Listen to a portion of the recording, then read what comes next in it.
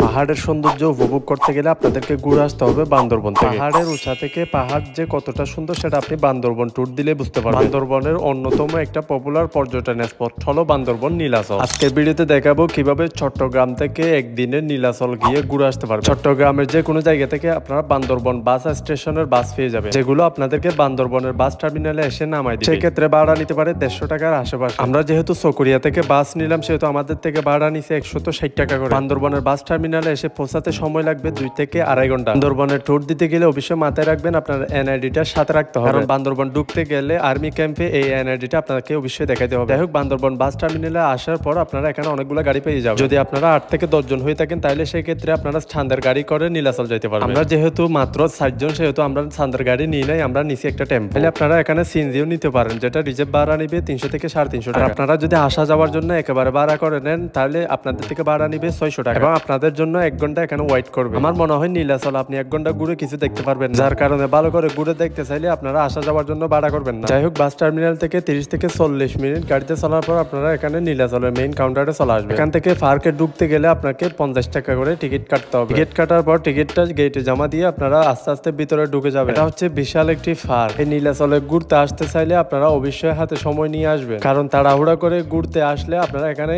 এই সৌন্দর্যগুলো উপভোগ করতে পারবেন না। যাই হোক, এবার এখান থেকে আস্তে আস্তে হাঁটা শুরু করে যত উপরের দিকে যাবেন তত মনে হবে যে আপনি বান্দরবনের একদম উঁচুতে উঠে যাচ্ছেন, এবং আস্তে আস্তে আপনি যখন হেঁটে হেঁটে এই পাহাড়ের একদম উঁচাই উঠবেন তখন কিন্তু আপনি বান্দরবন শহরটা পুরো দেখতে পারবেন। যাই হোক, এখানে ঢুকলে আপনারা কিন্তু বিভিন্ন ধরনের দিক নির্দেশনা পেয়ে যাবেন, অর্থাৎ কোন জায়গায় কি কি আছে। এই দিক নির্দেশনাগুলো ফলো করে করে আপনারা এখানে বান্দরবনের নীলাচল পুরাটা ঘুরে দেখতে পারবেন। যাই হোক, এবার আমরা অনেকক্ষণ হাঁটার পর এখন আমরা চলে আসছি একদম পাহাড়ের উঁচা। নীলাচলের একদম উঁচাতে আসলে আপনারা এরকম একটা টাওয়ার টাইপের বিল্ডিং দেখতে পারবেন, যে বিল্ডিংটার ডিজাইনটা কিন্তু অনেক সুন্দর করে সাজানো হয়েছে। তবে আমি এর আগে একবার আসছিলাম, তখনও এইটা বন্ধ ছিল এবং এখনো বন্ধ। মূলত এই জায়গায় কি আছে তা কিন্তু কখনো ঢুকে দেখতে পারি না। যাই হোক, এবার কিছু দূর পর পর আপনারা এরকম পাহাড়ের কিনারায় কিনারায় ভিউ পয়েন্ট দেখতে পাবেন, যেখানে দাঁড়িয়ে আপনারা পাহাড়ের সৌন্দর্যগুলো উপভোগ করতে পারবেন এবং খুব সুন্দর সুন্দর করে ছবি তুলতে পারবেন। আশেপাশে আরো দেখতে পারবেন এরকম সুন্দর সুন্দর ভিউ পয়েন্ট গুলা। কিছু দূর পর পর আপনারা সিঁড়ি বেয়ে নিচে আসলে দেখবেন এরকম সুন্দর সুন্দর প্লেস গুলো, যেখানে এ ধরনের প্লেসের অভাব নাই। আপনারা চাইলে ইচ্ছে মতো প্লেস চয়েস করে ওখানে সময় কাটাতে পারবেন এবং সুন্দর সুন্দর ভিডিও এবং ছবি তুলতে পারবেন। আমি যেহেতু এর আগে একবার আসছিলাম প্রায় 2 বছর আগে, ভাবছিলাম এই 2 বছরের মধ্যে হয়তো অনেক কিছু চেঞ্জ হয়ে যেতে পারে, মানে আগের চেয়ে অনেক কিছু ডেভেলপ হবে, কারণ এখনকার পর্যটন কেন্দ্রগুলো কিন্তু দিন থেকে দিন চেঞ্জ হয়ে যায়, অর্থাৎ দিন থেকে দিন পর্যটকদেরকে